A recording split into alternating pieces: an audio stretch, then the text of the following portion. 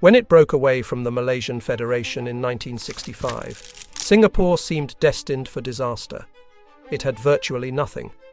Spanning just 281 square miles, it had no natural resources. Over 80% of its population lived in squatting conditions, and it appeared completely at the mercy of its neighbours, Malaysia to the north and Indonesia just 27 miles to the south. Fast forward less than 2 generations, and the country has transformed into a global hub for finance, technology and politics. Now, with one of the world's strongest currencies and the highest economic freedom rating, Singapore remarkably accommodates 80% of its residents in well-developed public housing, leading globally in infrastructure quality. In global affairs, Singapore has risen as a formidable player, particularly in defense strategies. 3% of the country's GDP is spent on the military each year.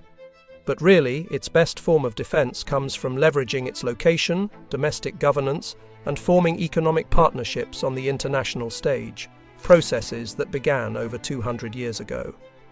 The pressing question now is whether Singapore's remarkable development can serve as a model for the rest of the world, or if it represents a unique one-time success story, unlikely to be replicated elsewhere, or even by Singapore itself in the coming century. In the dance of geopolitics, Singapore demonstrates that even the smallest can lead if they step wisely.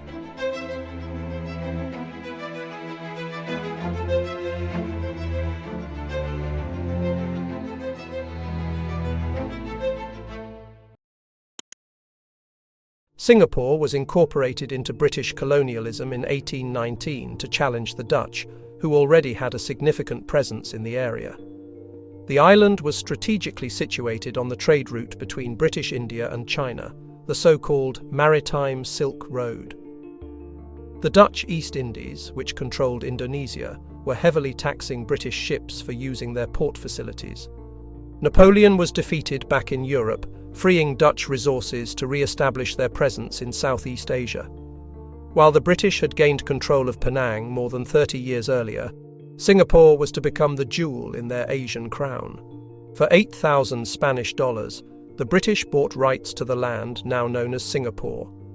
With the signature of an exiled member of the Johor Riau royal family, the British justified their creation of a new trading post. The treaty, issued in both Malay and English, granted the British East India Company the rights to establish a trading post. From its inception, Singapore was an economic project. The port was the only real advantage of the territory. It had been used for centuries as a meeting point for traders. But under British control, trade would dramatically intensify on a scale never before seen in the region.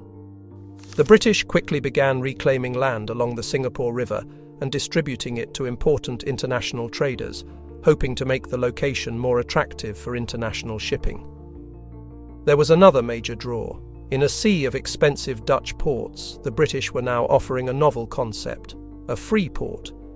With the advantage of avoiding large fees and tight restrictions, traders flocked to Singapore.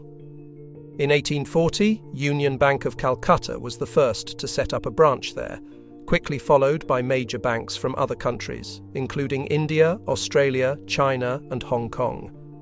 The economic benefits were obvious. Between 1871 and 1925, maritime trade grew from 65 million to 1.8 billion Singapore dollars. But maritime trade was only one aspect of Singapore's strategy. With the opening of the Suez Canal, the advent of higher-powered steamships and ocean cables, there was a growing demand for fuel. A coal station was established in Singapore.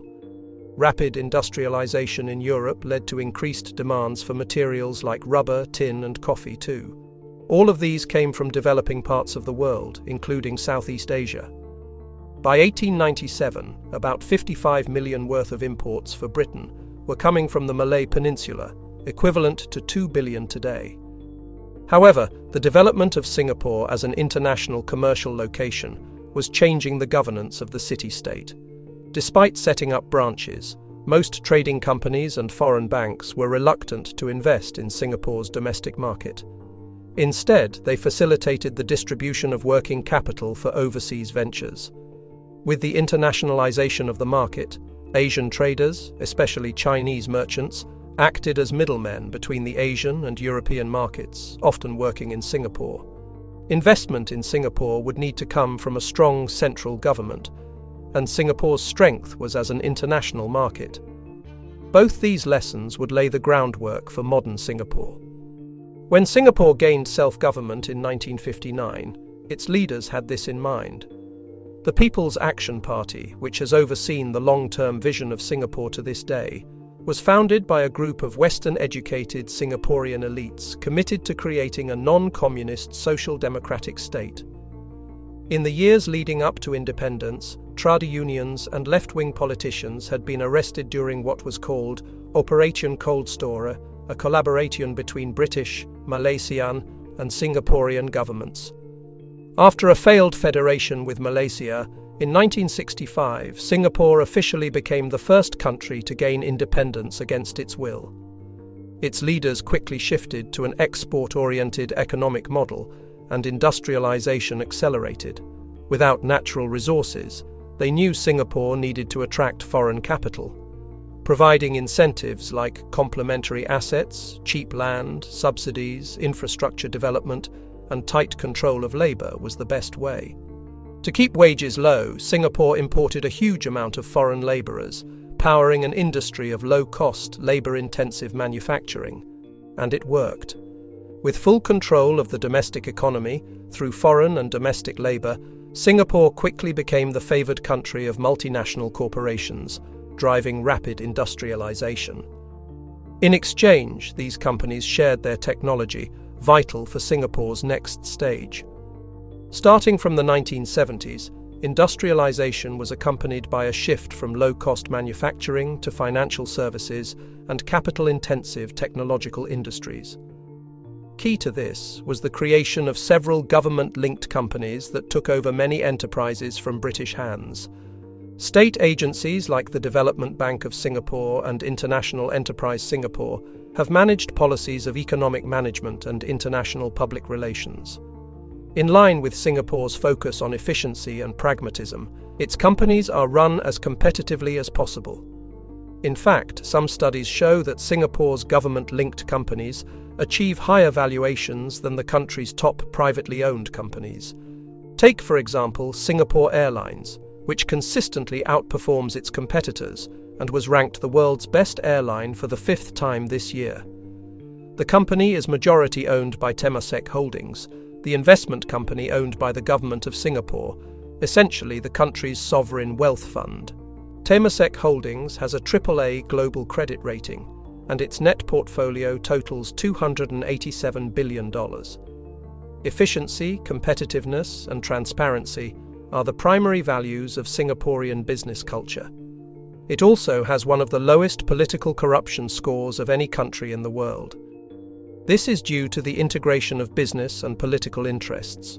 Enshrined in the Constitution is the fusion of public and private spheres. The Prime Minister earns a salary of $2.2 million, while prerequisites for becoming the President of Singapore are to have either 3 years of public sector experience or to have served as CEO of a company for the same amount of time and made a profit for shareholders. Political stability, low corruption, and high innovation have made Singapore one of the most attractive places for business. Finance and trade are central to the continued prosperity of Singapore. Over the last decade, trade has more than tripled the country's GDP on average. Bridging the gap between European and Asian markets has been the way to secure global trade flows. Between the time San Francisco's market closed and the Swiss market opened, Singapore's market facilitated 24-hour trading throughout the world for the first time. Beyond financial interests, though, Singapore maintains power through carefully crafted diplomacy. Singapore was born into a hostile neighborhood. Even before independence, Singapore's leaders were ever conscious of the country's vulnerability to its neighbors. While still in the Malaysian parliament, the first Prime Minister of Singapore used themes of neo-colonialism to build a global non-Western alliance. But once Singapore was cut loose from Malaysia, it quickly opened itself up to trading with any nation, without exception. That included its regional threats: Indonesia, China, and Russia. Subtle political maneuvering was necessary almost immediately after independence. British army bases remaining in Singapore frustrated Indonesia, which fiercely opposed them. Singapore failed to admit the clear economic incentive. The British were paying $50 million, equal to $1.2 billion today, and providing 40,000 jobs. Managing both these relationships meant a constant balancing act between anti-Western rhetoric and pro-Western actions. Secretly, Singapore was encouraged by British troops, but on the surface, leaders used anti-colonial messaging to gain support from developing nations, claiming that the British were there by invitation only. This statecraft hasn't slowed down. Today, Singapore's diplomacy has made its passport the strongest in the world, meaning that Singaporean citizens can travel to 192 destinations without needing a visa. In 2018, Singapore was even chosen as the historic meeting place between then US President Donald Trump and North Korean leader Kim Jong-un. Singapore has used its image as a neutral territory to facilitate trade agreements and to quell regional tensions. After radical political change, Indonesia became more suspicious of Singapore, which they began to view as a majority Chinese city-state. In 1998, Indonesian President B.J. Habibie once dismissed Singapore as a little red dot, while Malaysia has threatened to cut off supplies to the country. Because of its location, though, Singapore has no option but to trade with Malaysia and Indonesia, which are two of its biggest trade partners, only behind China. The headquarters of the Asia-Pacific Economic Cooperation, or APEC, are located in Singapore. It has served as a useful forum for dialogue and to maintain cooperation between at times hostile neighbours. But Singapore has had to build a presence on the global stage too, using diplomacy work stretching far beyond the Asia-Pacific. Since the September 11, 2001 attacks, Singapore has increasingly strengthened ties with North America and European powers. The country has cooperated with a global program of anti-terrorism, but claimed these actions were pro-Singapore rather than pro-US. At the same time, Singapore bolstered its diplomatic presence in the Middle East and North Africa. Whereas the second half of the 20th century was characterized by the relocation of global power towards the partnership between the United States and the Gulf states, the trend of the 21st century has been a shift towards policy with Asia, largely driven by China. In 2000, Oman sent 35% of its crude oil to China. But almost 20 years later, this number jumped to 81%. This trade relationship goes both ways, with the majority of foreign workers in the Gulf countries coming from Southeast Asia. These trends are also evident in Singapore. In 2021, the Qatar Investment Authority opened an office in Singapore, the first Gulf country to do so. This was a landmark moment in Gulf Singaporean diplomacy. Closer to home, Singapore's strategy to maintain a show of strength has been vital to its foreign policy. Undoubtedly, Singapore's biggest concern in the Asia-Pacific region is China, which is rapidly growing into a superpower. China's Belt and Road Initiative, an enormous global-scale infrastructure project, involves investments in 150 different countries, largely through an overland system. But its maritime route will connect China to Vietnam, Kuala Lumpur, Singapore and Jakarta, all the way through Sri Lanka, Kenya and up to the Mediterranean.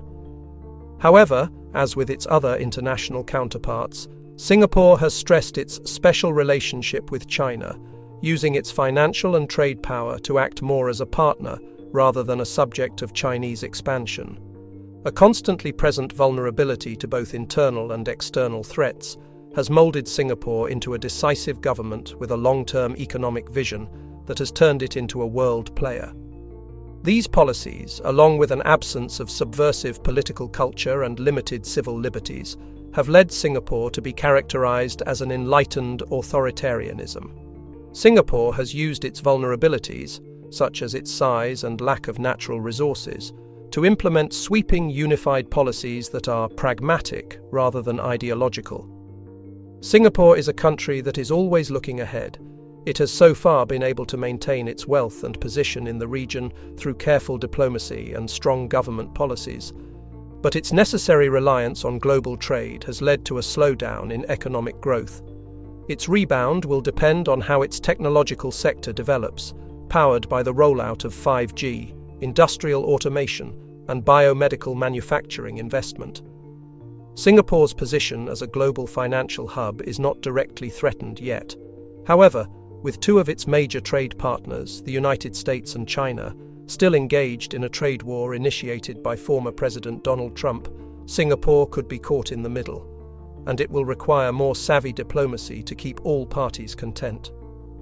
The unlikely success story of the tiny city-state has served as an inspiration to some of the smallest and poorest countries around the world, seeking to have their own economic miracle, showing that in the garden of time, even the smallest seed can grow into the mightiest tree. This has been another episode of Meridian Mindset. If you enjoyed it, don't forget to subscribe, hit the like button, and leave a comment down below.